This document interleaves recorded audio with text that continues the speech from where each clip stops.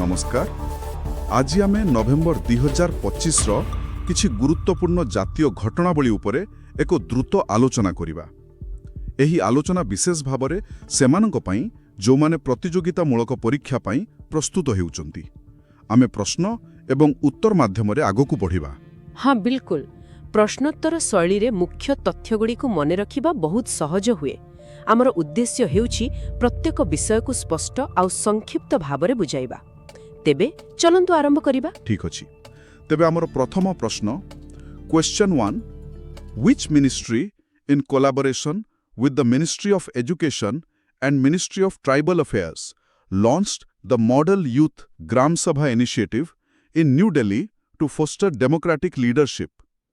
Ministry of Rural Development, Ministry of Panchayati Raj, Ministry of Home Affairs, Ministry of Social Justice and Empowerment. हाँ, तो एहार सठिक उत्तर हेउछि ministry of पंचायती राज। देखंतु एहाकू NEP 2020 सहित जोड़ी देखिबाकू पड़िबो। माने पिलामानंकू गणतांत्रिक नेतृत्व विषय रे एक प्रैक्टिकल अनुभूति देबा पाई एही तीनोटी मंत्रणालय मिसी एही मॉडल यूथ ग्राम सभा आरंभ करिसंती। अच्छा, पिला बेलू गणतंत्र शिक्षा बहुत भला। ठीक अछि, परवर्ती प्रश्न।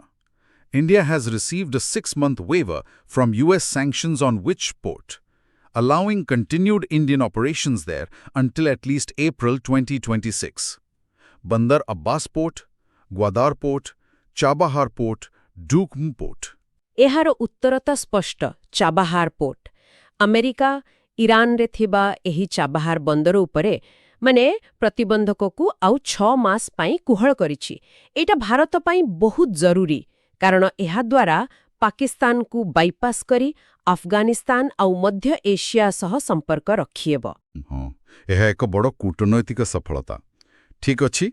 Question 3, India has come out in support of Afghanistan's plan to build a dam on which Pakistan-bound river, Helmand River, Kunar River, Kabul River, Hari River. अच्छा, एहार उत्तर हेउछि कुनार रिवर। अफगानिस्तान रो कुनार नदी उपरे डैम करिबा योजना को भारत समर्थन करिछि। आउ भारत एहा मध्य कहिछि जे स्थायी जल परिचालना रे सेमाने अफगानिस्तान को सहाय्य करिबा को प्रस्तुत। All right. Question 4. At the International Solar Alliance 2025, which country launched new global solar initiatives to promote clean energy? United States, China, India, France. एहार Uttar हेउछि India. ISA 2025 रे भारत किछि नुआ वैश्विक पदक्षेप आरंभ करिछि। मूल लक्ष्य हेउछि माने स्वच्छ शक्ति, सर्कुलर अर्थनीति और समस्तों पई शक्ति उपलब्ध कराइबा। ठीक अछि। Question 5. Which health scheme has become the world's #1 health scheme with more than 12 crore families covered? PM Jan Arogya Yojana, Ayushman Bharat, PM Swasthya Mission, National Health Mission. हाँ, एहा हेउछि आयुष्मान भारत। 2018 रे आरंभ होइथिला आउ एबे एहा विश्वर सबुठारु बड़ सरकारी स्वास्थ्य योजना। 12 कोटीरु अधिक परिवारंकु वर्षको 5 लाख टंका पर्यंत स्वास्थ्य बीमा देउछि। 12 कोटी परिवार, यह प्रकृतरे एक बहुत बड़ संख्या। Moving on, which city has been ranked as India's dirtiest city in Swachh Survekshan 2025? Patna, Kanpur, Madurai, Meerut. दुःखर कथा, किंतु उत्तरटी हेउछि मदुराई। स्वच्छ सर्वेक्षण 2025 रिपोर्ट अनुसारे मदुराई भारतर सबुठारु अपरिष्कार सहर। एहा दर्शाउछि जे सहरांचल स्वच्छता एबे भी एक बड़ आह्वान। Question 7. The Second World Summit for Social Development, where Dr. Mansukh Mandavia represented India, was held in which country? UAE, Saudi Arabia, Qatar, Doha, Oman. एहार सठिक उत्तर हेउछि कतार माने दोहारे। मिलित जातिसंघ द्वारा आयोजित एही द्वितीय विश्व सामाजिक विकास शिखर सम्मेलनी कतारर दोहाठारे होइथिला आउ सेठारे डॉक्टर मनसुख मांडव्य भारतर प्रतिनिधित्व करिथिले। Here's the next one. Where did CBSE host its first ever International Sahodaya Conference? New Delhi, Dubai, Singapore, Doha. अच्छा, एहार उत्तर दुबई। ଏହା CBSE ପ୍ରଥମ ଆନ୍ତର୍ଜାତୀୟ ସମ୍ମିଳନୀ ଥିଲା ଯାହା ଭାରତ ବାହାରେ होला। ଦୁବାଇର ଗ୍ରାଣ୍ଡ ହାୟାତରେ ଏହା ଅନୁଷ୍ଠିତ ହୋଇଥିଲା। ଭାରତ ବାହାରେ ଏଟା ଗୁରୁତ୍ୱପୂର୍ଣ୍ଣ। Question 9.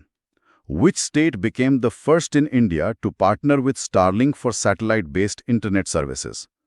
Gujarat, Maharashtra, Karnataka, Telangana. ଏହାର ଉତ୍ତର ହେଉଛି ମହାରାଷ୍ଟ୍ର। ମହାରାଷ୍ଟ୍ର ଭାରତର ପ୍ରଥମ ରାଜ୍ୟ ଯିଏ ଷ୍ଟାରଲିଙ୍କ ସହ ମିଶିଛି। ଏହାଦ୍ୱାରା ଦୁର୍ଗମ ଅଞ୍ଚଳରେ ଶାସନ, ଶିକ୍ଷା ଆଉ ସ୍ୱାସ୍ଥ୍ୟ ସେବାରେ ଉନ୍ନତି ଆସିବ। ଠିକ୍ ଅଛି। Next. Which operation launched by the Directorate of Revenue Intelligence at Mumbai Airport led to the seizure of high-grade hydroponic cannabis smuggled from Bangkok? Operation Green Net, Operation Weed Out, Operation Clean Sky, Operation Smoke Free. ହଁ, ଏହାର ଉତ୍ତର ହେଉଛି operation weed out. Mumbai ବିମାନ ବନ୍ଦରରେ DRI ମାନେ directorate of revenue intelligence ଏହି operation ଆରମ୍ଭ କରିଥିଲା ଆଉ ସେଥିରେ ବ୍ୟାଙ୍କକ୍ରୁ ଆସୁଥିବା ଉଚ୍ଚମାନର ଗଞ୍ଜେଇ ଜବତ କରାଯାଇଥିଲା। Acha. Question 11. Which country has decided to adopt India's Deen Dayal Antyodaya Yojana, National Rural Livelihoods Mission? Kenya, Ethiopia, Nepal, Bangladesh. ଏହାର ଉତ୍ତର ହେଉଛି ଇଥୋପିଆ। ଇଥୋପିଆ ଭାରତର DAYNRLM ମଡେଲକୁ ଗ୍ରହଣ କରିବାକୁ ନିଷ୍ପତ୍ତି ନେଇଛି କାରଣ ଏହି ଯୋଜନା ସ୍ୱୟଂ ସହାୟକ ଗୋଷ୍ଠୀ ବା SHG ମାଧ୍ୟମରେ ମହିଳା ସଶକ୍ତିକରଣ ଉପରେ ବହୁତ ଭଲ କାମ କରୁଛି। ବହୁତ ଭଲ କଥା। ଭାରତର ମଡେଲ ଏବେ ବିଶ୍ୱରେ ଆଦୃତ ହେଉଛି। Next question. Which airport in India made history as the world's first airport fully powered by solar energy? Indira Gandhi International Airport, Chhatrapati Shivaji Maharaj International Airport, Cochin International Airport, Kempegowda International Airport. ଏଇଟା ତ Cochin international airport, କେରଳାର Cochin ଆନ୍ତର୍ଜାତୀୟ ବିମାନ ବନ୍ଦର। ଏହା ବିଶ୍ୱର ପ୍ରଥମ ସମ୍ପୂର୍ଣ୍ଣ ସୌରଶକ୍ତି ଚାଳିତ ବିମାନ ବନ୍ଦର। ଏପରିକି ଏହା ନିଜ ଆବଶ୍ୟକତାଠାରୁ ଅଧିକ ଶକ୍ତି ଉତ୍ପାଦନ କରେ। ବାଃ, ଏହା ଏକ ବିଶ୍ୱସ୍ତରୀୟ ଉଦାହରଣ। Question 13. Which country's accession to the UN Water Convention may create potential water sharing issues with India? Nepal, Bangladesh, China, Bhutan. ଏହାର ଉତ୍ତର ବାଂଲାଦେଶ। ବାଂଲାଦେଶ ନିକଟରେ UN ଜଳ ସମ୍ମିଳନୀରେ ଯୋଗ ଦେଇଛି। ତ ଏହା ଭବିଷ୍ୟତରେ ଭାରତ ସହିତ ଜଳ ବଣ୍ଟନକୁ ନେଇ କିଛି ତିକ୍ତତା ସୃଷ୍ଟି କରିପାରେ। Okay, next one. Where will the 56th International Film Festival of India be held? Mumbai, New Delhi, Goa, Chennai. IFFI ତ ସବୁବେଳେ ଗୋଆରେ ହୁଏ। ତେଣୁ ଉତ୍ତର ହେଉଛି ଗୋଆ। 56ତମ ଅନ୍ତର୍ଜାତୀୟ ଭାରତୀୟ ଚଳଚ୍ଚିତ୍ର ମହୋତ୍ସବ ଗୋଆରେ ନଭେମ୍ବର 20ରୁ 28 ପର୍ଯ୍ୟନ୍ତ ହେବ। ଏଥର 81ଟି ଦେଶରୁ 240ରୁ ଅଧିକ ଫିଲ୍ମ ଦେଖାଯିବ। Acha. Question 15. According to the Supreme Court's recent ruling, what must the police provide when making an arrest? Oral explanation, written reasons, verbal warning, court approval. ଏହାର ଉତ୍ତର ହେଉଛି ରିଟନ୍ ରିଜନ୍ସ। ହଁ, ସୁପ୍ରିମକୋର୍ଟ ଏକ ବହୁତ ଗୁରୁତ୍ୱପୂର୍ଣ୍ଣ ରାୟ ଦେଇଛନ୍ତି ଯେ ପୋଲିସକୁ କାହାକୁ ଗିରଫ କଲାବେଳେ ତାର ଲିଖିତ କାରଣ ଦେବାକୁ ପଡ଼ିବ। ଏହା ସମ୍ବିଧାନର ଧାରା 22ର 1 ଅନୁଯାୟୀ ଏକ ମୌଳିକ ଅଧିକାର। ଏହା ନାଗରିକଙ୍କ ଅଧିକାର ପାଇଁ ବହୁତ ଜରୁରୀ। Let's move to the next. SBI recently achieved a major milestone by crossing which of the following benchmarks? $50 billion market cap and 50 trillion business, $75 billion market cap and 75 trillion business, $100 billion market cap and 100 trillion business, $120 billion market cap and 110 trillion business. ଏହାର ଉତ୍ତର ହେଉଛି 100 billion market cap ଆଉ 100 trillion rupees business. SBI ମାନେ state bank of India ଏକ ଐତିହାସିକ ମାଇଲଖୁଣ୍ଟ ସ୍ଥାପନ କରିଛି ଆଉ ଏହି ସଫଳତା ପାଇବାରେ ଏହା ପ୍ରଥମ ଭାରତୀୟ ସରକାରୀ bank. Bilkul. Question 17. President Draupadi Murmu has begun a historic 6-day visit to which countries? The first ever by an Indian head of state to strengthen bilateral ties. Angola and Botswana, Egypt and Sudan. ଉତ୍ତରଟି ହେଉଛି Angola and ବୋଟ୍ସୱାନା। ଏହି ଦୁଇ ଦେଶକୁ କୌଣସି ଭାରତୀୟ ରାଷ୍ଟ୍ର ମୁଖ୍ୟଙ୍କ ଏହା ପ୍ରଥମ ଗସ୍ତ। ଏହାର ମୁଖ୍ୟ ଉଦ୍ଦେଶ୍ୟ ହେଉଛି ବାଣିଜ୍ୟ, ଶକ୍ତି ଆଉ ପ୍ରତିରକ୍ଷା କ୍ଷେତ୍ରରେ ସମ୍ପର୍କକୁ ମଜବୁତ କରିବା। Next. Which word has been declared the Word of the Year 2025 by Collins Dictionary? AI anxiety, vibe coding, climate quitter, de-influencing. ଆଚ୍ଛା ଏଇଟା ବହୁତ ମଜାଦାର ଉତ୍ତରଟି ହେଉଛି vibe coding Collins dictionary vibe କୋଡିଂକୁ 2025ର ବର୍ଷର ଶବ୍ଦ ବୋଲି କହିଛି ଏହାର ଅର୍ଥ ହେଉଛି ଏଆଇ ଦ୍ୱାରା କୋଡିଂ କରିବା ମାନେ ଟେକ୍ନୋଲୋଜିରେ ଏଆଇର ବଢ଼ୁଥିବା ଭୂମିକାକୁ ଏହା ଦର୍ଶାଉଛି Vibe coding. ବହୁତ ଆକର୍ଷଣୀୟ. Question 19. Which city has topped the list of Asia's happiest cities in 2025? Tokyo, Singapore, Mumbai, Bangkok. ଏହାର ଉତ୍ତର ହେଉଛି ମୁମ୍ବାଇ ଟାଇମ୍ ଆଉଟ୍ ଦ୍ୱାରା କରାଯାଇଥିବା ଏକ ସର୍ଭେ ଅନୁସାରେ ମୁମ୍ବାଇକୁ 2025ରେ ଏସିଆର ସବୁଠାରୁ ଖୁସି ସହର ବୋଲି କୁହାଯାଇଛି ଏଥିରେ ସଂସ୍କୃତି ଖାଦ୍ୟ ଆଉ ଲୋକଙ୍କ ଜୀବନଶୈଳୀକୁ ବିଚାରକୁ ନିଆଯାଇଥିଲା ଆଶ୍ଚର୍ଯ୍ୟଜନକ. କିନ୍ତୁ ଭଲ ଖବର. The Prime Minister of India recently visited Thimphu to attend the 70th birthday celebrations of which former king of Bhutan? Jigme Khesar Namgyel Wangchuk, Jigme Singye Wangchuk, Jigme Dorji Wangchuk, Ugyen Wangchuk. ହଁ ତ ଏହାର ଉତ୍ତର ହେଉଛି ଜିଗ୍ମେ ସିଙ୍ଗେ ୱାଙ୍ଗଚୁକ୍ ଭାରତର ପ୍ରଧାନମନ୍ତ୍ରୀ ଭୁଟାନର ପୂର୍ବତନ ରାଜା ଜିଗ୍ମେ ସିଙ୍ଗେ ୱାଙ୍ଗଚୁକ୍ଙ୍କ 70ତମ ଜନ୍ମଦିନ ଉତ୍ସବରେ ଯୋଗ ଦେବାକୁ ଥିମ୍ପୁ ଯାଇଥିଲେ ଏହା ଦୁଇ ଦେଶ ମଧ୍ୟରେ ସମ୍ପର୍କକୁ ଆହୁରି ମଜବୁତ କରିବ ଆନ୍ତର୍ଜାତୀୟ ସମ୍ପର୍କ ପର୍ଯ୍ୟନ୍ତ ଅନେକ ବିଷୟରେ କଥା ହେଲେ. Question 21. Which country assisted Maldives in building the newly inaugurated Hani Madhu International Airport? Options ଅଛି ଚାଇନା, ଜାପାନ, ଇଣ୍ଡିଆ ଆଉ UAE. ହଁ ତେବେ ଏହାର ସଠିକ ଉତ୍ତର ହେଉଛି ଭାରତ ମାନେ ଇଣ୍ଡିଆ ଇଣ୍ଡିଆ. ହଁ କଥାଟା ହେଉଛି ଭାରତର ପ୍ରାୟ $800 ମିଲିୟନ ଗୋଟିଏ ଋଣ ସହାୟତାରେ ଓହୋ. ହଁ ଏହି ହାନିମାଧୁ ଆନ୍ତର୍ଜାତୀୟ ବିମାନବନ୍ଦରର ବିକାଶ କରାଯାଇଛି ଆଉ ଏହା ମାଳଦ୍ୱୀପର ଯୋଉ ଉତ୍ତର ଅଞ୍ଚଳ ଅଛି ସେଠି ଯୋଗାଯୋଗ ବଢ଼ାଇବାରେ ବହୁତ ସାହାଯ୍ୟ କରିବ ବୁଝିଲି. ଭଲ. ତେବେ ପରବର୍ତ୍ତୀ ପ୍ରଶ୍ନକୁ ଯିବା. Question 22. India has partnered with which country for real-time cross-border payments through UPI and Fawry Plus? Options ଗୁଡ଼ିକ ହେଲା ସାଉଦି ଆରେବିଆ, କତାର, ବାହାରେନ୍, UAE. ଏହାର ଉତ୍ତର ହେଉଛି ବାହାରିନ୍ ବାହାରେନ୍. ହଁ ଦେଖନ୍ତୁ ଆମର ଯୋଉ NPCI ଅଛି ସେମାନେ ବାହାରିନ୍ର ଗୋଟେ ଫିନ୍ଟେକ୍ କମ୍ପାନୀ ବେନିଫିଟ୍ ସହିତ ଗୋଟେ ଚୁକ୍ତି କରିଛନ୍ତି ଏହାଦ୍ୱାରା ମାନେ ଦୁଇ ଦେଶ ଭିତରେ ଟଙ୍କା ପଠାଇବାଟା ବହୁତ ଶୀଘ୍ର ଆଉ ସହଜ ହେଇଯିବ ଏଟା ତ ବହୁତ ବଢ଼ିଆ କଥା. ନିଶ୍ଚୟ ଠିକ୍ ଅଛି. ଆମର ପରବର୍ତ୍ତୀ ପ୍ରଶ୍ନ. Question 23. Which state has become the first in India to implement the amended Bharat Net scheme statewide? ଏବଂ ବିକଳ୍ପଗୁଡ଼ିକ ହେଲା ହରିୟାଣା, ପଞ୍ଜାବ, ଗୁଜରାତ, କର୍ଣ୍ଣାଟକ. ଏହାର ସଠିକ ଉତ୍ତର ହେଉଛି ପଞ୍ଜାବ ଆଚ୍ଛା, ପଞ୍ଜାବ. ହଁ ପଞ୍ଜାବ ହେଉଛି ଭାରତର ପ୍ରଥମ ରାଜ୍ୟ ଯିଏ ଏହି ସଂଶୋଧିତ ଭାରତ ନେଟ୍ ଯୋଜନାକୁ ପୁରା ରାଜ୍ୟରେ ଲାଗୁ କରିଛି ବୁଝିଲି. ଏହାଦ୍ୱାରା ତ ଦୁର୍ଗମ ଅଞ୍ଚଳରେ ବି ଇଣ୍ଟରନେଟ୍ ଆଉ ବ୍ରଡବ୍ୟାଣ୍ଡ ସେବା ପହଞ୍ଚିବ. ଏକଦମ ଠିକ୍ ସେଇଟା ହିଁ ଏହାର ମୂଳ ଉଦ୍ଦେଶ୍ୟ ଭଲ. ତେବେ ଆଗକୁ ବଢ଼ିବା. Question 25. India's first modern river ferry terminal was recently inaugurated by Nirmala Sitharaman in which state? Kerala, Tamil Nadu, Assam, Gujarat.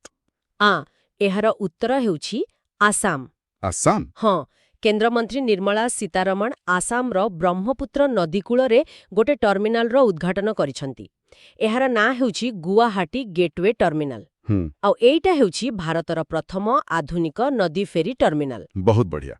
ଠିକ୍ ଅଛି. ଏବେ ପ୍ରଶ୍ନ number 25. Question 25. India and Nepal recently signed a letter of exchange to enhance which area of bilateral cooperation? Air defense cooperation, rail-based trade connectivity, hydropower generation, digital payment system. ଏହାର ଉତ୍ତର ହେଉଛି ରେଳ ଆଧାରିତ ବାଣିଜ୍ୟ ସଂଯୋଗ ମାନେ ରେଳ ବେସ୍ଡ ଟ୍ରେଡ୍ କନେକ୍ଟିଭିଟି ଆଚ୍ଛା. ହଁ ଏଥିରେ ଭାରତ ଆଉ ନେପାଳ ଭିତରେ ଯୋଗୱାନୀ ବିରାଟନଗର ଲିଙ୍କ ମାଧ୍ୟମରେ ସିଧା ରେଳରେ ମାଲ ପରିବହନ ପାଇଁ ଗୋଟେ ଚୁକ୍ତି ହେଇଛି ଏହାଦ୍ୱାରା ତ ଦୁଇ ଦେଶର ଅର୍ଥନୈତିକ ସମ୍ପର୍କ ଆହୁରି ମଜବୁତ ହେବ. ନିଶ୍ଚିତ ଭାବରେ ଠିକ୍ ଅଛି. ଏବେ ଟେକ୍ନୋଲୋଜି ସହ ଜଡ଼ିତ ଗୋଟେ ପ୍ରଶ୍ନ. Question 26. Which Indian state has become the first to achieve a 100% cyber fraud response system? Options ଅଛି ମହାରାଷ୍ଟ୍ର, କର୍ଣ୍ଣାଟକ, ଗୋଆ, ତେଲେଙ୍ଗାନା. ତେବେ ଏହାର ଉତ୍ତର ହେଉଛି ଗୋଆ ଗୋଆ. ହଁ ଗୋଆ ଭାରତର ପ୍ରଥମ ରାଜ୍ୟ ଯିଏ ସାଇବର ଠକେଇ କଲ୍ଗୁଡ଼ିକ ଉପରେ 100% କାର୍ଯ୍ୟାନୁଷ୍ଠାନ ନେଇଛି। ବାଃ, ତାଙ୍କର ଯୋଉ କ୍ଲାଉଡ୍ ଆଧାରିତ 1930 ସାଇବର ଫ୍ରଡ୍ କଲ୍ ସେଣ୍ଟର ଅଛି ସେଇଟା ଏହି ସଫଳତା ପାଇଛି। ଏଇଟା ବାସ୍ତବରେ ବହୁତ ପ୍ରଶଂସାର ବିଷୟ। ହଁ ତ ଭଲ। ଏବେ ଆମର ପରବର୍ତ୍ତୀ ପ୍ରଶ୍ନ question 27 Where will the 20th International Tripitaka Chanting Ceremony begin? Varanasi, Rajgir, Bodhgaya, Lumbini. ଏହା ଉତ୍ତର ହେଉଛି ବୋଧଗୟା। ବୋଧଗୟା ବିହାରରେ। ହଁ, ବିହାରର ବୋଧଗୟାରେ ଯୋଉ ମହାବୋଧି ମନ୍ଦିର ଅଛି ସେଠାରେ 20ତମ ଆନ୍ତର୍ଜାତୀୟ ତ୍ରିପିଟକ ପାଠ ସମାରୋହ ଆୟୋଜିତ ହେବ। ବୁଝିଲି। ଠିକ୍ ଅଛି। Question 28 Which country has been named as the country partner for the Hornbill Festival 2025? Options Germany, United States, United Kingdom, UK. ଏହାର ସଠିକ ଉତ୍ତର ହେଉଛି ଯୁକ୍ତରାଜ୍ୟ ୟୁକେ। UK, ଆଚ୍ଛା। ହଁ, ନାଗାଲାଣ୍ଡର ଯେଉଁ ପ୍ରସିଦ୍ଧ ହର୍ଣ୍ଣବିଲ୍ ମହୋତ୍ସବ ହୁଏ 2025 ପାଇଁ ଯୁକ୍ତରାଜ୍ୟକୁ ତାର ଅଫିସିଆଲ ପାର୍ଟନର ଦେଶ ଭାବେ ଘୋଷଣା କରାଯାଇଛି। ବହୁତ ବଢ଼ିଆ। ଏବେ ଗୋଟେ ଭିନ୍ନ ଧରଣର ପ୍ରଶ୍ନ question 29 Which country has suspended visa-free entry for Indian citizens due to misuse by traffickers? UAE, Iran, Qatar, Turkey. ଏହାର ଉତ୍ତର ହେଉଛି ଇରାନ। ଇରାନ କ'ଣ ପାଇଁ? ମାନେ ମାନବ ଚାଲାଣ ଆଉ ଅପହରଣ ମାମଲା ବଢ଼ିବାରୁ ଇରାନ ଭାରତୀୟ ନାଗରିକଙ୍କ ପାଇଁ ଯୋଉ ଭିଜାମୁକ୍ତ ପ୍ରବେଶ ଥିଲା ତାକୁ ସାମୟିକ ଭାବେ ବନ୍ଦ କରିଦେଇଛି। ଓହୋ, ବୁଝିଲି। ଏଇଟା ତ ଗୋଟେ ଗମ୍ଭୀର ବିଷୟ। ହଁ, ନିଶ୍ଚୟ। ଠିକ୍ ଅଛି। ଆଗକୁ ବଢ଼ିବା question 30 The Supreme Court recently ruled that it cannot impose timelines on which constitutional authorities regarding assent to bills. Prime Minister and Chief Justice of India, President and Governor, Speaker of Lok Sabha and Chairman of Rajya Sabha, Finance Minister and Comptroller Auditor General. ଏହାର ଉତ୍ତର ହେଉଛି ରାଷ୍ଟ୍ରପତି ଏବଂ ରାଜ୍ୟପାଳ। President and Governor. ହଁ, supreme court ରାୟ ଦେଇଛନ୍ତି ଯେ ସମ୍ବିଧାନର ଧାରା 200 ଓ 201 ଅନୁଯାୟୀ କୌଣସି ବିଲ୍କୁ ସମ୍ମତି ଦେବା ପାଇଁ ରାଷ୍ଟ୍ରପତି କିମ୍ବା ରାଜ୍ୟପାଳଙ୍କ ଉପରେ କୌଣସି ସମୟସୀମା ଧାର୍ଯ୍ୟ କରାଯାଇପାରିବ ନାହିଁ। ଏଇଟା ଗୋଟେ ଗୁରୁତ୍ୱପୂର୍ଣ୍ଣ ସାମ୍ବିଧାନିକ ବିଷୟ। ଏକଦମ। ଭଲ। ଏବେ ଯିବା question 31କୁ India's first Tesla center is set to open in which city? Bengaluru, Mumbai, Hyderabad, Gurugram. ଏହାର ସଠିକ ଉତ୍ତର ହେଉଛି ଗୁରୁଗ୍ରାମ। ଆଚ୍ଛା, ତେବେ ଟେସ୍ଲାର ପ୍ରଥମ ସେଣ୍ଟର ଗୁରୁଗ୍ରାମରେ। ହଁ, ଭାରତର ପ୍ରଥମ ଟେସ୍ଲା ସେଣ୍ଟର ଗୁରୁଗ୍ରାମରେ ଖୋଲିବାକୁ ଯାଉଛି। ବାଃ। ଏବେ ପରବର୍ତ୍ତୀ ପ୍ରଶ୍ନ question 32 India has reopened tourist visas for citizens of which country after a 5-year freeze? Japan, South Korea, China, Russia. ଏହାର ଉତ୍ତର ହେଉଛି ଚୀନ, ଚାଇନା। ଚୀନ। ହଁ, ପ୍ରାୟ 5 ବର୍ଷର ପ୍ରତିବନ୍ଧକ ପରେ ଭାରତ ଚୀନ ନାଗରିକଙ୍କ ପାଇଁ ପର୍ଯ୍ୟଟକ ଭିସା ପୁଣି ଥରେ ଆରମ୍ଭ କରିଛି। ଏଇଟା ତ ଦୁଇ ଦେଶର ସମ୍ପର୍କରେ ସୁଧାର ଆଣିବାରେ ସାହାଯ୍ୟ କରିପାରେ। ହଁ, ଏହାକୁ ସେମିତି ଏକ ସଂକେତ ଭାବେ ଦେଖାଯାଉଛି। ଠିକ୍ ଅଛି। ଆଗକୁ ବଢ଼ିବା question 33 Ramakrishna Mission's first Northeast College was inaugurated in which state by the Meghalaya CM? Assam, Meghalaya, Tripura, Nagaland. ଏହାର ଉତ୍ତର ହେଉଛି ମେଘାଳୟ। ମେଘାଳୟରେ। ହଁ, ମେଘାଳୟର ମୁଖ୍ୟମନ୍ତ୍ରୀ କନରାଡ୍ କେ ସାଙ୍ଗମା ସୋହରାରେ ରାମକୃଷ୍ଣ ମିଶନ କଲେଜର ଉଦ୍ଘାଟନ କରିଛନ୍ତି। ଆଉ ଏଇଟା ପୁରା ଉତ୍ତର ପୂର୍ବ ଭାରତରେ ଏହି ମିଶନର ପ୍ରଥମ କଲେଜ। ବହୁତ ଭଲ ପଦକ୍ଷେପ। ନିଶ୍ଚୟ। ଭଲ। ଏବେ ଆମର question 34 The government has consolidated 29 labor laws into how many comprehensive labor codes? Options ଅଛି 2 labor codes, 4 labor codes, 5 labor codes, 6 labor codes. ଏହାର ସଠିକ ଉତ୍ତର ହେଉଛି 4ଟି ଶ୍ରମ ସଂହିତା ମାନେ 4 ଲେବର କୋଡ୍ସ। 4ଟି। ହଁ, ଭାରତ ସରକାର 29ଟି ପୁରୁଣା ଶ୍ରମ ଆଇନକୁ ଏକାଠି କରି 4ଟି ବ୍ୟାପକ ଶ୍ରମ ସଂହିତାରେ ପରିଣତ କରିଛନ୍ତି। ଏହା ଶାସନରେ ସୁଧାର ଆଣିବ ଆଉ ବ୍ୟବସାୟ ପାଇଁ ବି ସହଜ ହେବ। ବୁଝିଲି। ଠିକ୍ ଅଛି। ଏବେ ଆମେ ଯିବା question 35କୁ Prime Minister Narendra Modi hoisted a saffron flag at which temple, calling it a turning point in India's cultural consciousness? Tirupati Balaji, Ayodhya's Ram Temple, Kashi Vishwanath, Madurai Meenakshi. ଏହାର ଉତ୍ତର ହେଉଛି ଅଯୋଧ୍ୟାର ରାମ ମନ୍ଦିର। ଅଯୋଧ୍ୟା। ହଁ, ପ୍ରଧାନମନ୍ତ୍ରୀ ମୋଦି ଅଯୋଧ୍ୟାର ଶ୍ରୀରାମ ଜନ୍ମଭୂମି ମନ୍ଦିର ଉପରେ 191 ଫୁଟ ଉଚ୍ଚର ଗୋଟେ ଗେରୁଆ ପତାକା ଉତ୍ତୋଳନ କରିଥିଲେ। ହୁଁ ଆଉ ଏଇଟା ରାମ ମନ୍ଦିର ଆନ୍ଦୋଳନର 500 ବର୍ଷରେ ଏକ ମାଇଲ ଖୁଣ୍ଟକୁ ଚିହ୍ନିତ କରୁଛି ବୋଲି କୁହାଯାଉଛି। ବୁଝିଲି ଭଲ ଆଗକୁ ପଢିବା Question 36 In which city did PM Modi inaugurate the Saffron Aircraft Engine Services India facility? Gurugram, Bangalore, Hyderabad, Chennai. ଏହାର ସଠିକ ଉତ୍ତର ହେଉଛି ହାଇଦ୍ରାବାଦ। ହାଇଦ୍ରାବାଦରେ ହଁ, ପ୍ରଧାନମନ୍ତ୍ରୀ ମୋଦି ହାଇଦ୍ରାବାଦର ଜିଏମ୍ଆର୍ ଏରୋସ୍ପେସ୍ ପାର୍କରେ saffron aircraft engine services India ସୁବିଧାର ଉଦ୍ଘାଟନ କରିଥିଲେ। ସେଠାରେ ଲିପ୍ ଇଞ୍ଜିନ୍ଗୁଡ଼ିକର ରକ୍ଷଣାବେକ୍ଷଣ କରାଯିବ। ଆଚ୍ଛା ଠିକ୍ ଅଛି ଏବେ Question 37 After the creation of the 3 new districts, what will be the total number of districts in Andhra Pradesh? 26, 27, 29, 30. ଏହାର ଉତ୍ତର ହେଉଛି 29। 29 ହଁ, ଆନ୍ଧ୍ରପ୍ରଦେଶରେ ପୋଲାବରମ୍, ମାର୍କାପୁରମ୍ ଏବଂ ମଦନାପଲ୍ଲେ ଏମିତି 3ଟି ନୂଆ ଜିଲ୍ଲା ଗଠନ କରାଯାଇଛି। ତେଣୁ ମୋଟ ଜିଲ୍ଲା ସଂଖ୍ୟା 26ରୁ 29କୁ ବଢ଼ିଯାଇଛି। ବୁଝିଲି ଭଲ Question 38 India recently celebrated the unveiling of whose bust at the UNESCO headquarters in Paris? Mahatma Gandhi, Jawaharlal Nehru, Dr. B.R. Ambedkar, Sardar Patel. ଏହାର ଉତ୍ତର ହେଉଛି doctor Bhimrao Ambedkar. Dr. Ambedkar. ହଁ, ଭାରତୀୟ ସମ୍ବିଧାନର ପ୍ରଣେତା ଡକ୍ଟର ଭୀମରାଓ ଆମ୍ବେଦକରଙ୍କର ଗୋଟେ ପ୍ରତିମୂର୍ତ୍ତି ପ୍ୟାରିସରେ ଥିବା ୟୁନେସ୍କୋ ମୁଖ୍ୟାଳୟରେ ଉନ୍ମୋଚିତ ହୋଇଛି। ଏଇଟା ତ ତାଙ୍କୁ ଏକ ବିଶ୍ୱସ୍ତରୀୟ ସ୍ୱୀକୃତି ଦେଉଛି। ଏକଦମ। ତେବେ ଏହା ଥିଲା ନଭେମ୍ବର 2025ର କିଛି ଗୁରୁତ୍ୱପୂର୍ଣ୍ଣ ଜାତୀୟ ଘଟଣାବଳୀ ଉପରେ ଏକ ଦ୍ରୁତ ଆଲୋଚନା। କିଛି ଗୁରୁତ୍ୱପୂର୍ଣ୍ଣ ରାଜ୍ୟସ୍ତରୀୟ ଖବର ଉପରେ ଦୃଷ୍ଟି ପକାଇବା। ଚାଲନ୍ତୁ ଆରମ୍ଭ କରିବା। ହଁ ନିଶ୍ଚିତ ଭାବରେ From which month and year will the Uttarakhand government start collecting a green tax from vehicles entering the state from other states? January 2026, April 2026, September 2026, December 2025. ତେବେ ଏହାର ସଠିକ ଉତ୍ତର ହେଉଛି ଡିସେମ୍ବର 2025। December 2025. ହଁ ଉତ୍ତରାଖଣ୍ଡ ସରକାର ଡିସେମ୍ବର 1, 2025ରୁ ଅନ୍ୟ ରାଜ୍ୟରୁ ଆସୁଥିବା ଗାଡ଼ିଗୁଡ଼ିକ ଉପରେ ଏହି ଗ୍ରୀନ୍ ଟ୍ୟାକ୍ସ ଲାଗୁ କରିବାକୁ ଯାଉଛନ୍ତି। ଆଚ୍ଛା, ଏହାର ମୁଖ୍ୟ ଉଦ୍ଦେଶ୍ୟ କ'ଣ?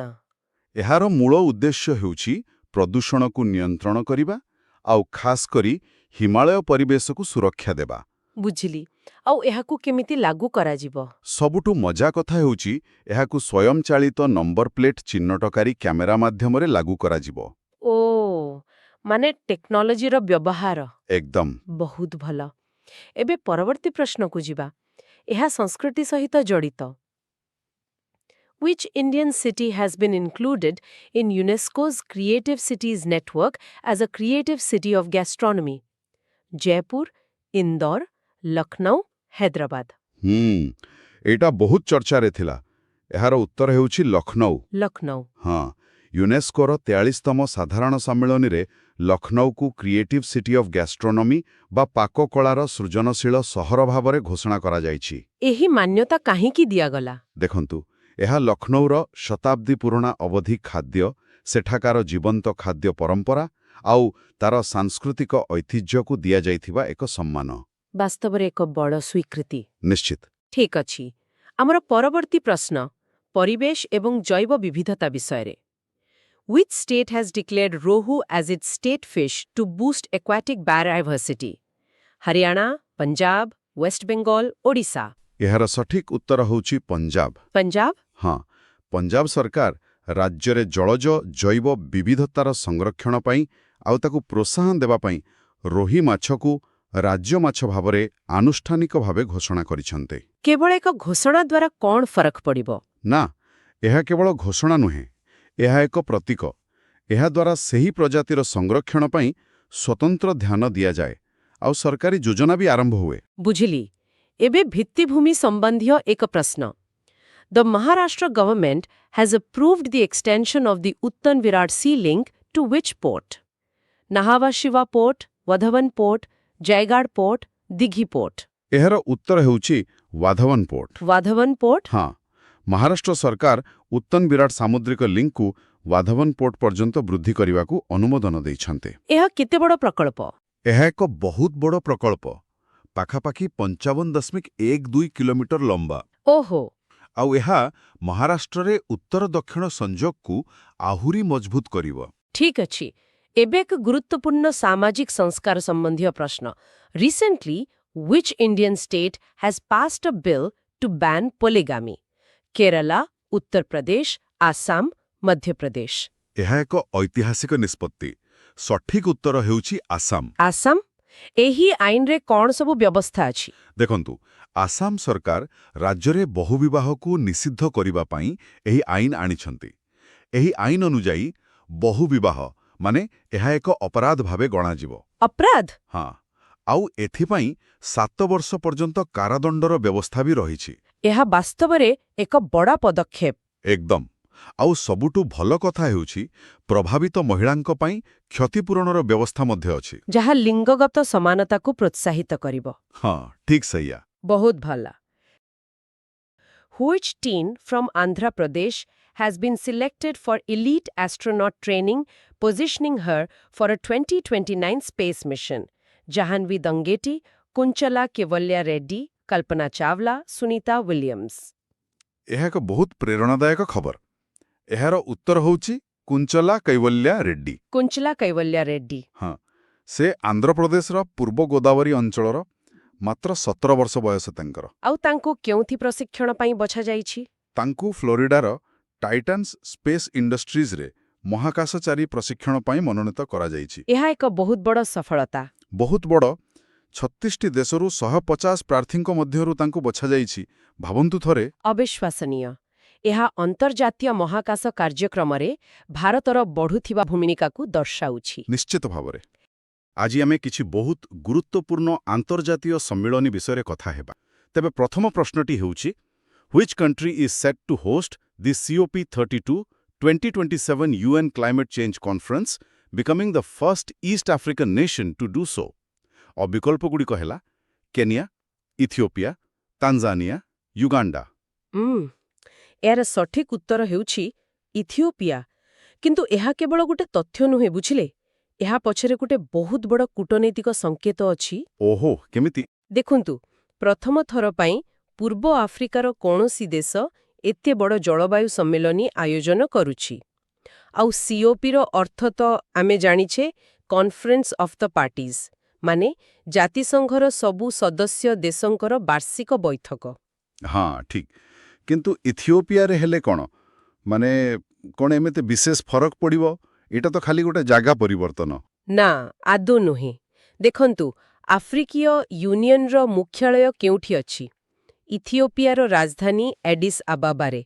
ତାକୁ ଆଫ୍ରିକାର ରାଜନୈତିକ ରାଜଧାନୀ ବି କୁହାଯାଏ। ଆଚ୍ଛା। ତେଣୁ ଏଠାରେ COP32 ଆୟୋଜନ କରିବା ମାନେ ସାରା ବିଶ୍ୱକୁ ଗୋଟେ ବାର୍ତ୍ତା ଦିଆଯାଉଛି। ବାର୍ତ୍ତାଟି ହେଉଛି ଯେ ଜଳବାୟୁ ପରିବର୍ତ୍ତନର ମୁକାବିଲାରେ ଆଫ୍ରିକାର ସ୍ୱରକୁ ଆଉ ଅଣଦେଖା କରାଯାଇପାରିବ ନାହିଁ। ଏହାକୁ କ୍ଲାଇମେଟ୍ ଜଷ୍ଟିସ୍ ବା ଜଳବାୟୁ ନ୍ୟାୟ କୁହାଯାଏ। ବୁଝିଲେ, ବୁଝିଲେ। ଏହା ପ୍ରକୃତିରେ ଏକ ଗୁରୁତ୍ୱପୂର୍ଣ୍ଣ ଦୃଷ୍ଟିକୋଣ। ମାନେ ଏହା କେବଳ ଭୌଗୋଳିକ ନୁହେଁ, ବରଂ ଏକ ବୈଚାରିକ ପରିବର୍ତ୍ତନର ସଂକେତ। ଆଉ ଏକ ପରିବେଶ ସମ୍ବନ୍ଧୀୟ ବୈଠକ ବି ତ ଆଫ୍ରିକାରେ ହେଉଛି। ଆସନ୍ତୁ ସେ ପ୍ରଶ୍ନଟି ଦେଖିବା। Where was the 37th meeting of the parties, MOP37, to the Montreal Protocol on Substances that Deplete the Ozone Layer held? ଆଉ ବିକଳ୍ପଗୁଡ଼ିକ ହେଲା Geneva Switzerland, Nairobi Kenya, New York USA, Paris France. ଏହାର ଉତ୍ତର ହେଉଛି ନାଇରୋବି କେନିଆ। ଆଉ ମଣ୍ଟ୍ରିଆଲ protocol ବିଷୟରେ ଗୋଟେ କଥା କହିବି, ଏହା ହେଉଛି ମଣିଷ ଇତିହାସର ସବୁଠୁ ସଫଳ ଆନ୍ତର୍ଜାତୀୟ ପରିବେଶ ଚୁକ୍ତି। ଓହୋ।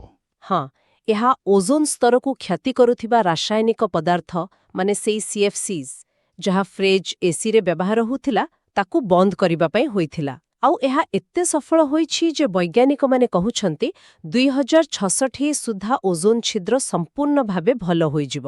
ବାଃ, ଏହା ତ ବହୁତ ବଡ଼ ଖବର। Which country is set to host the Colombo Security Conclave CSC meeting this week? Sri Lanka, Maldives, India, Bangladesh. ହଁ, ଏହାର ଉତ୍ତର ହେଉଛି ଭାରତ। କଲମ୍ବୋ ସିକ୍ୟୁରିଟି କନକ୍ଲେଭ୍ ବା CSC ଏହା ଏବେ ଭାରତ ମହାସାଗର ଅଞ୍ଚଳ ପାଇଁ ବହୁତ ଗୁରୁତ୍ୱପୂର୍ଣ୍ଣ। ଏଥିରେ ଭାରତ, ଶ୍ରୀଲଙ୍କା, ମାଲଦ୍ୱୀପ ଓ ମରିସସ୍ ସଦସ୍ୟ ଅଛନ୍ତି। ବାଂଲାଦେଶ ପର୍ଯ୍ୟବେକ୍ଷକ ଭାବେ ଅଛି। ହଁ, କିନ୍ତୁ ଏହାର ମାନେ ପ୍ରକୃତ ଉଦ୍ଦେଶ୍ୟ କ'ଣ?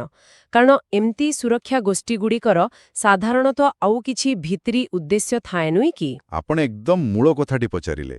ଦେଖନ୍ତୁ, ସିଏସ୍ଏସ୍ର ପ୍ରକୃତ ଉଦ୍ଦେଶ୍ୟ ହେଉଛି ଭାରତ ମହାସାଗରରେ ଚୀନର ବଢ଼ୁଥିବା ପ୍ରଭାବକୁ ସନ୍ତୁଳିତ କରିବା। ଚୀନର ଷ୍ଟ୍ରିଙ୍ଗ ଅଫ୍ ପର୍ଲସ ରଣନୀତି କଥା ତ ଆମେ ଶୁଣିଛେ। ହଁ ହଁ ସିଏସ୍ଏସ୍ ହେଉଛି ତାର ଗୋଟେ କୂଟନୈତିକ ଜବାବ। ଏହା ମାଧ୍ୟମରେ ଭାରତ ନିଜକୁ ଏହି ଅଞ୍ଚଳର ନେଟ୍ ସିକ୍ୟୁରିଟି ପ୍ରୋଭାଇଡର ବା ପ୍ରମୁଖ ସୁରକ୍ଷା ପ୍ରଦାନକାରୀ ଭାବେ ପ୍ରତିଷ୍ଠିତ କରିବାକୁ ଚେଷ୍ଟା କରୁଛି।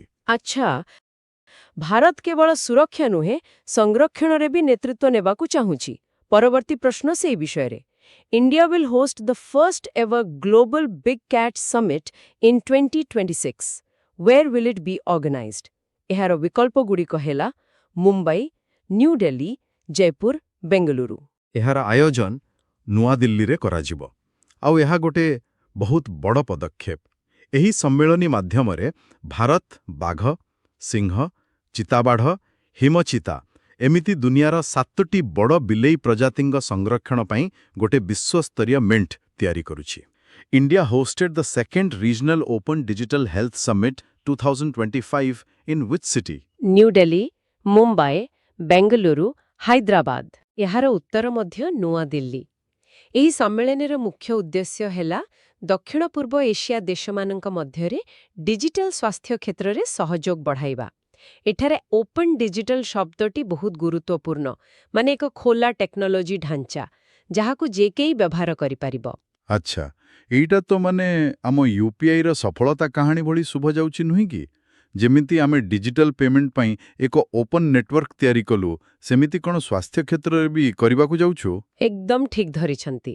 ଏହା ହିଁ ଏହାର ମୂଳ ଲକ୍ଷ୍ୟ। ଭାରତ ନିଜର ଡିଜିଟାଲ ପବ୍ଲିକ୍ ଇନଫ୍ରାଷ୍ଟ୍ରକ୍ଚର ବା ଡିପିଆଇ ମଡେଲକୁ ଏବେ ବୈଦେଶିକ ନୀତିର ଏକ ଅଂଶ କରିସାରିଲାଣି। ୟୁପିଆଇ, ଆଧାର, କୋୱିନ୍ ପ୍ଲାଟଫର୍ମ ଏସବୁର ସଫଳତା ପରେ ଭାରତ ଏବେ ସ୍ୱାସ୍ଥ୍ୟ କ୍ଷେତ୍ରରେ ବି ସେହିଭଳି ମଡେଲ ଦେଇ ଅନ୍ୟ ଦେଶଙ୍କୁ ସାହାଯ୍ୟ କରିବାକୁ ଚାହୁଁଛି। ଆଜି ଆମେ କିଛି ବହୁତ ଗୁରୁତ୍ୱପୂର୍ଣ୍ଣ ସାମ୍ପ୍ରତିକ ଘଟଣାବଳୀ ଉପରେ କଥା ହେବା। ଆମର ମୂଳ ଉଦ୍ଦେଶ୍ୟ ହେଉଛି ଯେ ନିକଟରେ ଯେତେ ସବୁ ବଡ଼ ବଡ଼ ନିଯୁକ୍ତି ହେଇଛି ବା ଅନ୍ୟ କିଛି ମୁଖ୍ୟ ଘଟଣା, ସେ ସବୁକୁ ଟିକେ ସରଳ ଭାବରେ ବୁଝିବା ଆଉ ମନେ ରଖିବା। ତେବେ ଆରମ୍ଭ କରିବା? ହଁ, ଚାଲନ୍ତୁ ଆରମ୍ଭ କରିବା। ତେବେ ପ୍ରଥମ ପ୍ରଶ୍ନ, who has assumed charge as the 40th chief of materiel in the Indian navy? Vice admiral Sanjay Jaisingh, vice admiral Dinesh K Tripathi, vice admiral B Sivakumar, vice admiral Krishna Swaminathan? ତେବେ ଏହାର ସଠିକ୍ ଉତ୍ତର ହେଉଛି vice admiral B Sivakumar. B Sivakumar? ଆଜ୍ଞା, ସେ ହେଉଛନ୍ତି ଭାରତୀୟ ନୌସେନାର 40ତମ ଚିଫ୍ ଅଫ୍ ମଟେରିଆଲ। ଆଉ ଗୋଟେ କଥା, ତାଙ୍କୁ ତାଙ୍କର ବିଶିଷ୍ଟ ସେବା ପାଇଁ ବିଶିଷ୍ଟ ସେବା ପଦକ ଆଉ ଅତି ବିଶିଷ୍ଟ ସେବା ପଦକ ବି ମିଳିଛି। As the new Controller General of Defense Accounts (CGDA), Rajesh Kumar, Vishwajit Sahai, Anil Kumar, Sanjay Verma. ଏହାର ଉତ୍ତରଟା ହେଲା ବିଶ୍ୱଜିତ ସହାୟ। Vishwajit Sahai. ହଁ, ସେ ହେଉଛନ୍ତି 1990 ବ୍ୟାଚ୍ର ଜଣେ ଇଣ୍ଡିଆନ୍ ଡିଫେନ୍ସ ଆକାଉଣ୍ଟ ସର୍ଭିସ୍ ମାନେ ଆଇଡିଏସ୍ ଅଫିସର। ଆଉ ସେ 1 ନଭେମ୍ବର 2025ରୁ ଏହି ପଦରେ ଆର୍.କେ. ଅରୋରାଙ୍କ ସ୍ଥାନ ନେଇଛନ୍ତି। ବୁଝିଲି। ଚାଲନ୍ତୁ ପରବର୍ତ୍ତୀ ପ୍ରଶ୍ନକୁ ଯିବା। India born Ghazala Hashmi has made history by becoming the first South Asian American Lieutenant Governor of which US state? California, Texas, Virginia, New York. ଏଇଟା ଗୋଟେ ବହୁତ ବଡ଼ ଖବର। ଏହାର ଉତ୍ତର ହେଉଛି ଭର୍ଜିନିଆ। Virginia. ଆଜ୍ଞା, ଭାରତୀୟ ବଂଶୋଦ୍ଭବ ଘଜାଲା ହାଶମି। ସେ ଆମେରିକାର ଭର୍ଜିନିଆ ରାଜ୍ୟର ପ୍ରଥମ ଦକ୍ଷିଣ ଏସୀୟ ଆମେରିକୀ ଆଉ ପ୍ରଥମ ଭାରତୀୟ ମୂଳ ମହିଳା ଲେଫ୍ଟନାଣ୍ଟ ଗଭର୍ଣ୍ଣର ହୋଇଛନ୍ତି। ମାନେ ଇତିହାସ ସୃଷ୍ଟି କରିଛନ୍ତି ସେ। ବାସ୍ତବରେ ଏକ ଗର୍ବର ବିଷୟ। ଆଉ ଗୋଟେ ଆମେରିକା ସମ୍ବନ୍ଧୀୟ ପ୍ରଶ୍ନ, who has been sworn in as the new United States Ambassador to India? Eric Garcetti, Antony Blinken, Richard Verma, Sergio Gore? ଏହାର ସଠିକ୍ ଉତ୍ତର ହେଉଛି ସର୍ଜିଓ ଗୋର୍। Sergio Gore. ହଁ, ତାଙ୍କର ଶପଥ ଗ୍ରହଣ ସମୟରେ ଆମେରିକାର ରାଷ୍ଟ୍ରପତି ଡୋନାଲ୍ଡ ଟ୍ରମ୍ପ ନିଜେ ଉପସ୍ଥିତ ଥିଲେ। ଆଉ ଉପରାଷ୍ଟ୍ରପତି ଜେ.ଡି. ଭ୍ୟାନ୍ସ ତାଙ୍କୁ ଶପଥ ପାଠ କରାଇଥିଲେ। ଓହୋ, ତାମାନେ ୱାଶିଂଟନ ଆଉ ନୂଆଦିଲ୍ଲୀ ମଧ୍ୟରେ ସମ୍ପର୍କକୁ ବହୁତ ଗୁରୁତ୍ୱ ଦିଆଯାଉଛି। ଏକଦମ। ଠିକ୍ ଅଛି, ପରବର୍ତ୍ତୀ ପ୍ରଶ୍ନ। Who has been elected as the first Indian president of the International Organization of Motor Vehicle Manufacturers, OICI? R.C. Bhargava, Shailesh Chandra, Pawan Goenka, Anand Mahindra, ଏହାର ଉତ୍ତର ହେଉଛି ଶୈଳେଶ ଚନ୍ଦ୍ର। Shailesh Chandra. ହଁ, ସେ ହେଉଛନ୍ତି ସୋସାଇଟି ଅଫ୍ ଇଣ୍ଡିଆନ୍ ଅଟୋମୋବାଇଲ୍ ମ୍ୟାନୁଫ୍ୟାକ୍ଚରର୍ସ ବା ସାୟାମର ସଭାପତି। ଆଉ ସେ OICAର ପ୍ରଥମ ଭାରତୀୟ ସଭାପତି ଭାବେ ନିର୍ବାଚିତ ହୋଇଛନ୍ତି। ବାଃ, ଏଇଟା ତ ଭାରତର ଅଟୋମୋଟିଭ୍ ଶିଳ୍ପ ପାଇଁ ଗୋଟେ ମାଇଲଖୁଣ୍ଟ। ନିଶ୍ଚୟ। ଚାଲନ୍ତ ଏବେ ଆମ ଦେଶର ରାଜନୀତି ବିଷୟରେ କଥା ହେବା। Who has been appointed as the chairperson of the Joint Parliamentary Committee on Key Amendment Bills? Meenakshi Lekhi, Hema Malini, Aparajita Shorangi, Smriti Irani. ଏହାର ଉତ୍ତର ହେଉଛି ଅପରାଜିତା ଷଡ଼ଙ୍ଗୀ। ଓ ଆମ ଓଡ଼ିଶାର। ଆଜ୍ଞା, ବିଜେପି ସାଂସଦ ଅପରାଜିତା ଷଡ଼ଙ୍ଗୀ। ତାଙ୍କୁ ସମ୍ବିଧାନ 130ତମ ସଂଶୋଧନ ବିଲ୍, ଜାମ୍ମୁ ଓ କାଶ୍ମୀର ପୁନର୍ଗଠନ ସଂଶୋଧନ ବିଲ୍ ଏବଂ କେନ୍ଦ୍ରଶାସିତ ଅଞ୍ଚଳ ସରକାର ସଂଶୋଧନ ବିଲ୍ ଏସବୁର ଯାଞ୍ଚ ପାଇଁ ଗଠିତ ସଂସଦୀୟ ମିଳିତ କମିଟିର ଅଧ୍ୟକ୍ଷ କରାଯାଇଛି। ବହୁତ ବଡ଼ ଦାୟିତ୍ୱ। ଠିକ୍ ଅଛି, ଏବେ ଆସନ୍ତୁ କର୍ପୋରେଟ୍ ଜଗତକୁ। Who will take over as Walmart's new CEO after Doug McMillon retires? Angie Jassy, Tim Cook, John Furner, Satya Nadella. ଏହାର ଉତ୍ତର ହେଉଛି ଜନ୍ ଫେର୍ନର। John Furner. ହଁ, ୱାଲମାର୍ଟର ଯିଏ ବହୁ ଦିନରୁ ସିଇଓ ଥିଲେ ଡଗ୍ ମ୍ୟାକମିଲନ୍, ସେ ଜାନୁଆରୀ 31, 2026ରେ ଅବସର ନେବେ। ତାଙ୍କ ପରେ ଜନ୍ ଫେର୍ନର ଦାୟିତ୍ୱ ନେବେ। ଆଚ୍ଛା, ଠିକ୍ ଅଛି।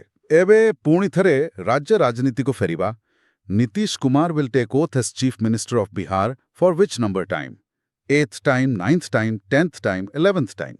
ଏହାର ସଠିକ୍ ଉତ୍ତର ହେଉଛି 10ମ ଥର, 10th ଟାଇମ୍। 10ମ ଥର। ଆଜ୍ଞା, 10ମ ଥର। ନୀତିଶ କୁମାର ନଭେମ୍ବର 2025ରେ 10ମ ଥର ପାଇଁ ବିହାରର ମୁଖ୍ୟମନ୍ତ୍ରୀ ଭାବରେ ଶପଥ ନେବେ। ଏଇଟା ତାଙ୍କର ମାନେ ବିହାର ରାଜନୀତିରେ କେତେ ଦୀର୍ଘସ୍ଥାୟୀ ନେତୃତ୍ୱ ସେଇଟା ଦେଖାଉଛି। ବିଲକୁଲ। ଠିକ୍ ଅଛି, ଆଗକୁ ବଢ଼ିବା। Which actor has been appointed as UNICEF India's celebrity advocate for child rights? Priyanka Chopra, Kirti Suresh, Kareena Kapoor Khan, Ayushman Khurrana. ଏହାର ଉତ୍ତର ହେଉଛି କୀର୍ତ୍ତି ସୁରେଶ। Kirti Suresh. ହଁ, ରାଷ୍ଟ୍ରୀୟ ପୁରସ୍କାର ବିଜେତା ଅଭିନେତ୍ରୀ କୀର୍ତ୍ତି ସୁରେଶଙ୍କୁ ଶିଶୁ ଅଧିକାର ପାଇଁ ୟୁନିସେଫ୍ ଇଣ୍ଡିଆର ସେଲିବ୍ରିଟି ଆଡଭୋକେଟ୍ ଭାବରେ ନିଆଯାଇଛି। ବହୁତ ବଡ଼ ପଦକ୍ଷେପ। ଏବେ ଆଇନ ଏବଂ ନ୍ୟାୟପାଳିକା ସମ୍ବନ୍ଧୀୟ ଗୋଟେ ପ୍ରଶ୍ନ।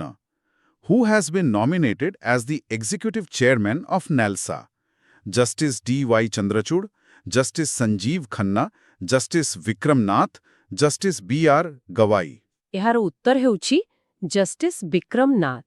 Justice Vikram Nath. ହଁ, ରାଷ୍ଟ୍ରପତି ଦ୍ରୌପଦୀ ମୁର୍ମୁ ସୁପ୍ରିମକୋର୍ଟର ବିଚାରପତି ଜଷ୍ଟିସ୍ ବିକ୍ରମ ନାଥଙ୍କୁ 24 ନଭେମ୍ବର 2025ରୁ ଜାତୀୟ ଆଇନ ସେବା ପ୍ରାଧିକରଣ ବା ନାଲସାର କାର୍ଯ୍ୟନିର୍ବାହୀ ଅଧ୍ୟକ୍ଷ ଭାବେ ମନୋନୀତ କରିଛନ୍ତି। ବୁଝିଲି। ଏବେ ପରବର୍ତ୍ତୀ ପ୍ରଶ୍ନ। ହୁଁ, Who has been selected to chair the International IDEA in 2026? Rajiv Kumar, Sunil Arora, Gyanesh Kumar, Anup Chandra Pandey.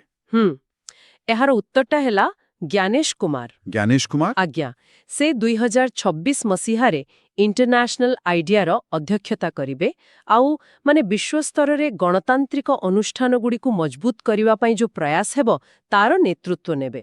ଏହା ଭାରତ ପାଇଁ ଏକ ବଡ଼ ସମ୍ମାନ। ନିଶ୍ଚୟ। ଆଜି ଆମେ ସ୍ୱୀକୃତି ବା ରେକଗ୍ନିସନ୍ ବିଷୟରେ କଥା ହେବା। ତେବେ ଚାଲନ୍ତୁ ଆରମ୍ଭ କରିବା। ନିଶ୍ଚୟ। ଆମର ପ୍ରଥମ ପ୍ରଶ୍ନ ପୁରସ୍କାର ବିଭାଗରୁ।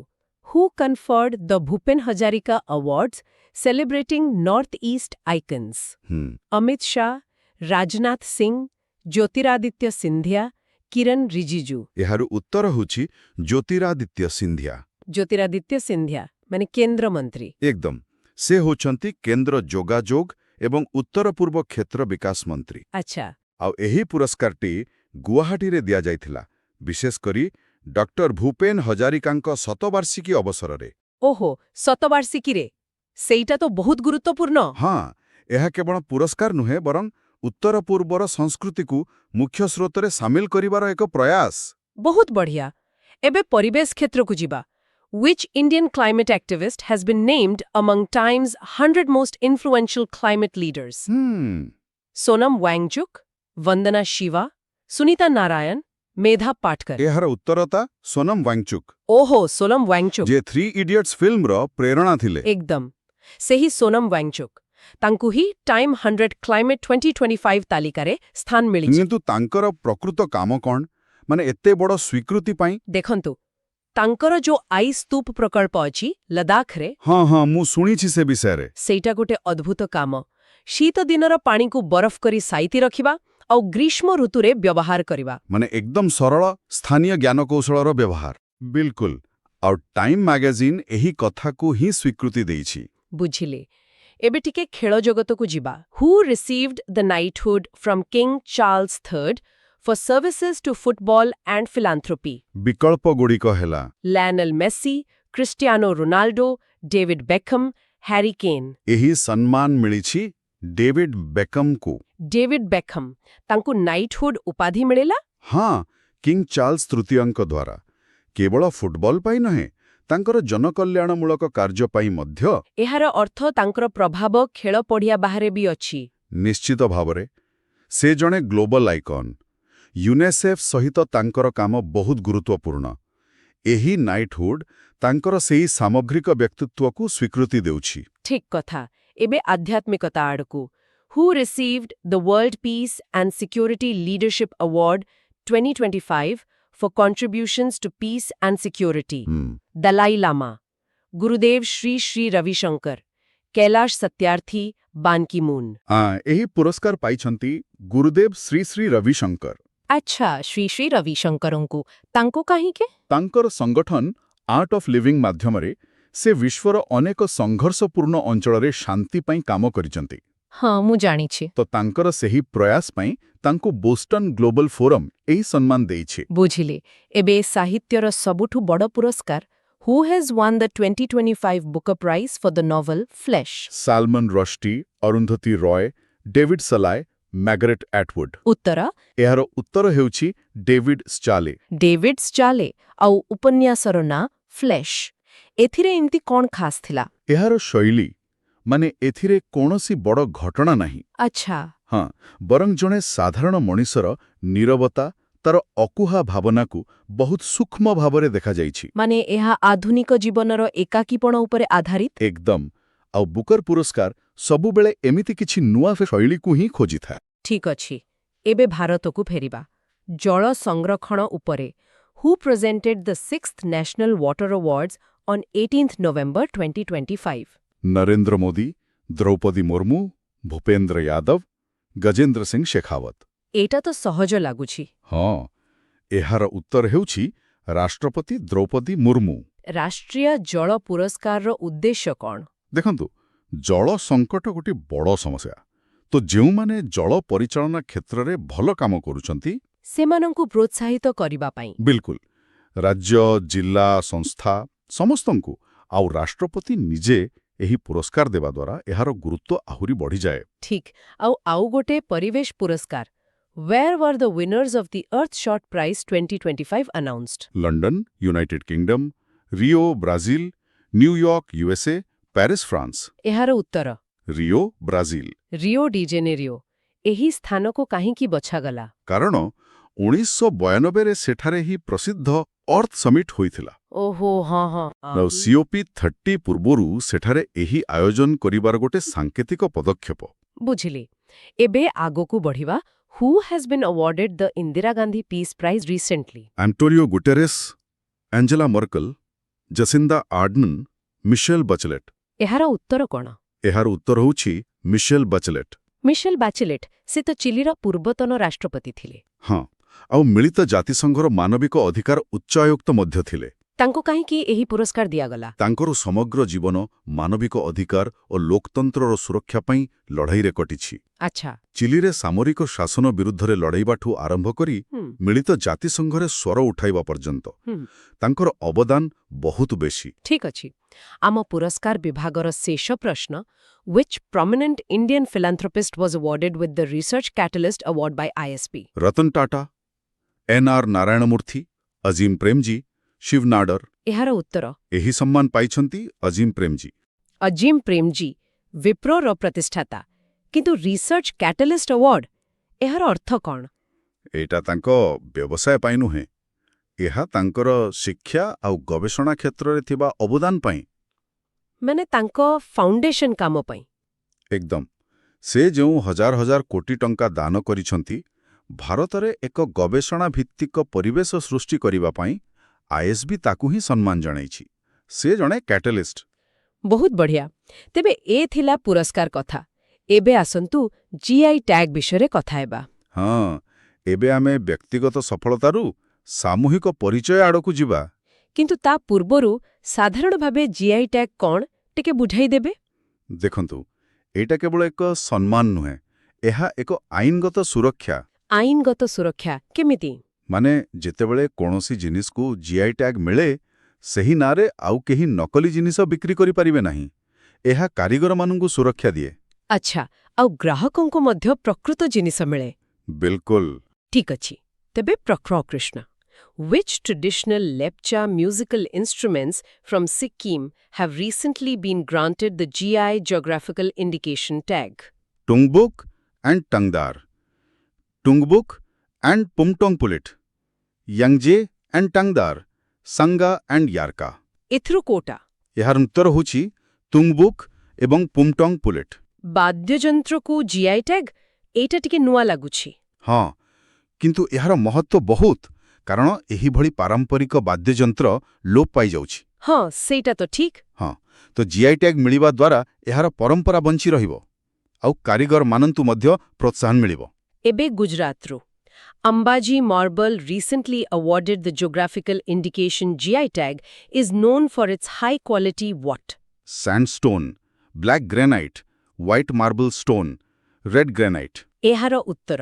ଏହାର ଉତ୍ତର ତ ସିଧା ସିଧା ହ୍ୱାଇଟ୍ ମାର୍ବଲ ଷ୍ଟୋନ୍, ମାନେ ଉଚ୍ଚମାନର ଧଳା ମାର୍ବଲ ପଥର। Ambaji marble, ଏହାର କ'ଣ ଖାସିୟତ ଅଛି? ଏହାର ଶୁଭ୍ରତା, ମାନେ ଏହା ବହୁତ ଧଳା ଆଉ ଏଥିରେ ଗୋଟେ ଅଲଗା ପ୍ରକାରର ଚମକ ଥାଏ। ଆଚ୍ଛା। ତ ଏବେ ଅମ୍ବାଜୀ ମାର୍ବଲ ନାଁରେ କେହି ନିମ୍ନମାନର ମାର୍ବଲ ବିକିପାରିବେନି। ଏହାର ବ୍ରାଣ୍ଡ ମୂଲ୍ୟ ବଢ଼ିବ। ବୁଝିଲି। ଏବେ ଉତ୍ତରପ୍ରଦେଶରୁ the Meerut bugle, which received the geographical indication GI tag, belongs to which Indian state? Rajasthan, Haryana, Uttar Pradesh, Madhya Pradesh. ଏହାର ଉତ୍ତର ତ ପ୍ରଶ୍ନରେ ହିଁ ଅଛି। ହଁ, ଉତ୍ତରପ୍ରଦେଶ। ମିରଟ ସହରର ବିଗୁଲ। Meerut bugle, ଏହା ବିଷୟରେ ମୁଁ କେବେ ଶୁଣି ନଥିଲି। ଏଇଟା ଗୋଟେ 140 ବର୍ଷରୁ ବି ଅଧିକ ପୁରୁଣା ପରମ୍ପରା। ଓହୋ। ହଁ, ଆମ ସେନାରେ ବ୍ୟବହାର ହେଉଥିବା ଅଧିକାଂଶ ବିଗୁଲ ମିରଟରେ ହିଁ ତିଆରି ହୁଏ। ବାଃ, ଏହା ତ ସେହି ଅଜଣା କାରିଗରମାନଙ୍କୁ ଏକ ବଡ଼ ସ୍ୱୀକୃତି ଦେଲା। ଏକଦମ। ଆମର ଶେଷ ପ୍ରଶ୍ନ ଆଜି ପାଇଁ। Which traditional blade from Arunachal Pradesh has received the geographical indication GI tag? Khukri, machete, Longpi blade, dao. ଏହାର ଉତ୍ତର? ସଠିକ ଉତ୍ତର ହେଉଛି ଦାଓ। ଡାଓ। ଏହା ଅରୁଣାଚଳ ପ୍ରଦେଶର ଆଦିବାସୀ ସମ୍ପ୍ରଦାୟ ବ୍ୟବହାର କରନ୍ତି ତ? ହଁ, ଏହା ସେମାନଙ୍କର ଏକ ପାରମ୍ପରିକ ହସ୍ତନିର୍ମିତ ବ୍ଲେଡ। ଆମେ ଦେଖୁଛୁ ଯେ ଅରୁଣାଚଳ ପ୍ରଦେଶର ଅନେକ ଜିନିଷକୁ ଜିଆଇ ଟ୍ୟାଗ୍ ମିଳୁଛି। ଏହା ପଛରେ କିଛି କାରଣ ଅଛି କି? ନିଶ୍ଚିତ ଭାବରେ ପୂର୍ବୋତ୍ତର ଭାରତର ସାଂସ୍କୃତିକ ଐତିହ୍ୟକୁ ସଂରକ୍ଷଣ କରିବା ପାଇଁ ଏକ ବଡ଼ ପ୍ରୟାସ ଚାଲିଛି। ଆଉ ଏହା ସେଠାକାର ଅର୍ଥନୀତିକୁ ମଧ୍ୟ ସାହାଯ୍ୟ କରୁଥିବା? ବିଲକୁଲ। ଦାଉକୁ ଜିଆଇ ଟ୍ୟାଗ୍ ମିଳିବା ମାନେ ସେହି ଆଦିବାସୀ ସମ୍ପ୍ରଦାୟର ଜ୍ଞାନ ଓ କୌଶଳକୁ ସମ୍ମାନ ଦେବା। ଆଜିର ଆଲୋଚନା ସତରେ ବହୁତ ଭଲ ଲାଗେ।